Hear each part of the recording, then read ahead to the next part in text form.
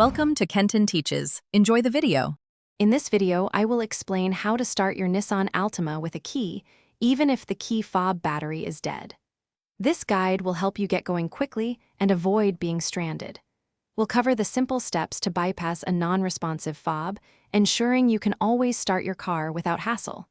It's a useful trick for any Altima owner. First, you'll need to access your Altima.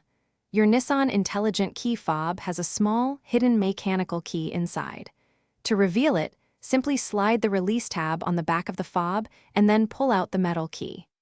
Use this key to manually unlock the driver's side door, just like a traditional car key, allowing you to get into your vehicle. Once inside, even with a dead fob, you can still start the engine. Place the entire key fob directly against the push-button start. The car's system is designed to read the fob's chip at close range, even without battery power.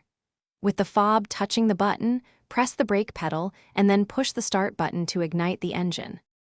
If your Altima still doesn't start, check your car battery or consult your owner's manual for further troubleshooting. Remember to replace your key fob battery as soon as it shows signs of weakness to avoid future inconvenience. Keeping a spare battery on hand is always a good idea.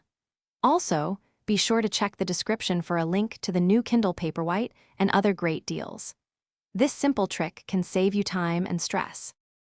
Thanks for watching. Please subscribe if this video was helpful.